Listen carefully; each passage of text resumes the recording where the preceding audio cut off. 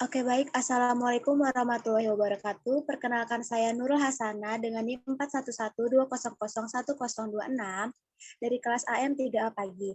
Di sini saya akan menjelaskan mengenai latihan 6 pajak.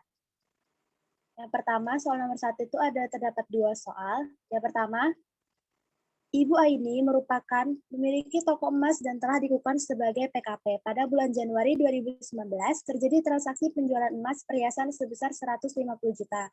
Berikut biaya pembuatannya sebesar 35 juta dan penjualan emas batangannya 60 juta. Diminta hitung PPN atas transaksi tersebut dan bagaimana mekanisme pemungutannya. Nah, berdasarkan keterangan tersebut, perhitungan pajak perhiasan adalah sebagai berikut. Untuk tarifnya itu 2%. Jadi, untuk PPN yang dipungut dari pembeli PPN keluaran itu 2% dikali 150 juta sama dengan 3 juta. Penjualan emas batang termasuk barang yang tidak dikenai PPN, hal ini terdapat pada pasal 4A ayat 2 Undang-Undang RI nomor 42 tahun 2009. Berdasarkan perhitungan tersebut, PPN yang wajib disetor oleh toko Ibu Aini itu senilai 3 juta. Kemudian yang kedua itu, pada bulan Juni 2019, PT ABC membangun musola di kantor untuk karyawan yang dikerjakan oleh karyawan harian dengan luas bangunan tidak termasuk tanah 300 meter kubik dengan biaya sebesar 100 juta dan membangun villa di kawasan Puncak dengan luas 375 meter kubik dengan biaya sebesar 750 juta. Dia tidak diserahkan kepada kontraktor. Semua bangunan selesai dan digunakan pada awal Januari 2019. Diminta yang pertama itu berapa PPN terutang atas kegiatan membangun sendiri? Nah, untuk pembangunan musola tempat ibadah, apabila tempat-tempat ibadah tersebut dibangun sendiri, tidak menggunakan jasa kontraktor, maka atas pembangunan sendiri tersebut tidak terutang pajak pertambahan nilai, karena pembangunan sendiri yang dikenakan pajak pertambahan nilai hanya terbatas pada pembangunan sendiri untuk tujuan tempat tinggal atau tempat usaha. Terdapat pada angka 2 SS-16 PJ.511995. Jadi, yang diperhitungkan itu di pembangunan villa PPN KMS dengan tarif 10%, dasar pengenaan pajaknya itu 20%.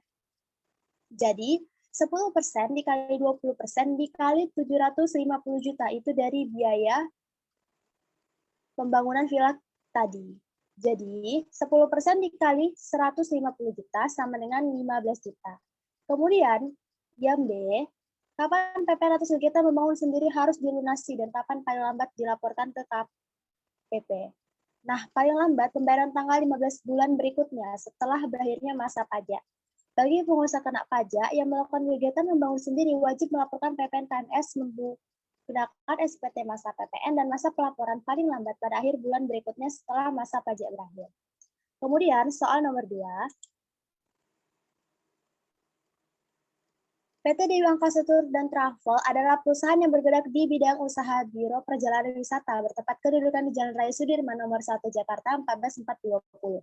PT Dewi Angkasa Tour dan Travel telah terdaftar sebagai wajib pajak dengan NPWP 02345 dan telah dikukuhkan sebagai PKP. Pada Oktober 2016, PT Dewi Angkasa Tour dan Travel akan menghitung dan melaporkan PPN dalam transaksi sebagai berikut. Yang pertama, pada tanggal 5 Oktober 2018, PT Dewi Angkasa Tour dan Travel memberikan pelayanan paket wisata kepada PT Araya yang merawat Jalan Bagasi Bandung dengan jumlah tagihan sebesar 400 juta. Nilai paket tersebut termasuk tiket pesawat dalam negeri sebesar 200 juta seluruh biaya langsung dilunasi. Nah, untuk tanggal 5 Oktober ini, PT Dewi Angkasa Tour dan Travel memberikan pelayanan paket wisata kepada PT Arya. Maka PPN keluarannya tarifnya itu 10% dikali dasar pengenaan pajaknya itu 10% dikali 400 juta dikurang 200 juta. Nah, 200 juta itu karena tadi 200 juta tuh seluruh biayanya langsung dilunasi, jadi dikurangi 200 juta. 400 dikurangi 200 juta sama dengan 200 juta dikalikan 10% sama dengan 20 juta. Dan tarifnya tadi 10%, kita kalikan 20 juta dikali 10% sama dengan 2 juta. Nah, untuk yang kedua, pada tanggal 9 Oktober 2018 memberikan pelayanan paket wisata dengan jumlah tagihan sebesar 400 juta kepada PT Jaya dan langsung dilunasi. Nah, PPN keluaran itu tarifnya 10%, dasar pengenalan pajaknya 10%, dikalikan 400 juta yang tadi sudah dilunasi. Nah, 10% dikali 400 juta itu sama dengan 40 juta. Kita kalikan lagi dengan tarifnya 10% yaitu 4 juta. Kemudian untuk tanggal 20 Oktober, membeli komputer dan printer untuk keperluan operasional usaha kepada PT Wijaya sebesar 65 juta. Maka PPN masukannya itu tarif dikali harga beli. Nah, tarifnya itu 10%, harga belinya tadi untuk printer dan komputer itu 65 juta. Jadi kita kalikan sama dengan 6.500.000. Nah, yang terakhir, PPH lebih bayar PT Dewi Akasa Tour dan Travel. PPN lebih bayar. Pajak keluaran dikurang pajak masukan. Karena pajak masukan lebih besar daripada pajak keluaran, maka PPN-nya itu lebih bayar. Sebesar 500.000. Kemudian, soal nomor 3.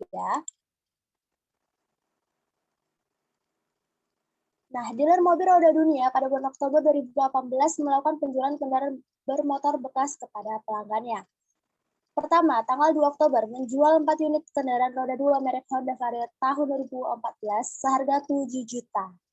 Nah, pajak keluarannya itu 10% dikali 4 unit dikali 7 juta. Nah, 4 unit dikali 7 juta tadi 28 juta, kita kalikan 10% sebesar 2.800.000.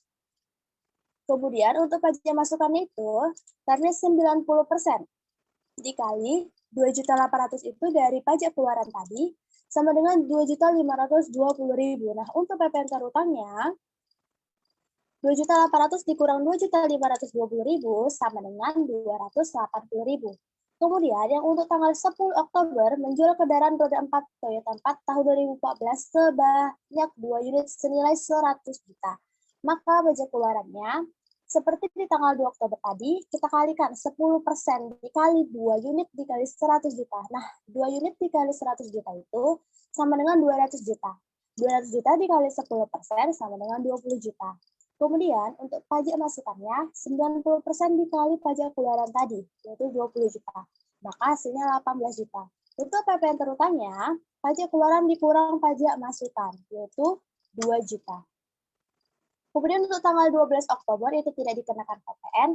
Lanjut ke tanggal 15 Oktober, yaitu menjual kendaraan roda 4 sedan Honda Civic tahun 2013 sebanyak 1 unit senilai 80 juta.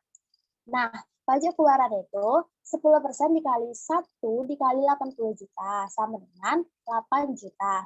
Nah, untuk pajak masukannya 90% dikali pajak keluaran tadi 8 juta sama dengan 7.200.000. Nah, untuk PPN terutangnya 8 juta dikurang 7.200.000 sama dengan 800.000. Untuk tanggal 20 Oktober itu tidak dikenakan PPN karena sudah termasuk PPN. Sudah terdapat di soalnya. Kemudian tanggal 25 Oktober tidak dikenakan PPN karena termasuk pada PPH pasal 23. Kemudian lanjut ke soal nomor 4.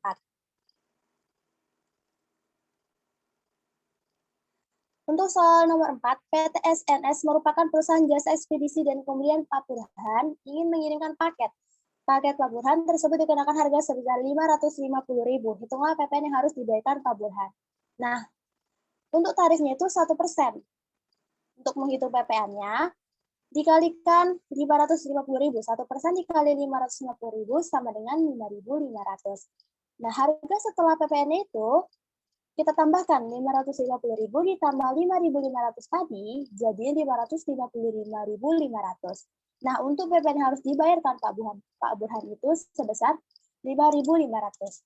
Baik, sekian dari saya. Kurang dan lebihnya saya mohon maaf. Saya akhiri. Wassalamualaikum warahmatullahi wabarakatuh.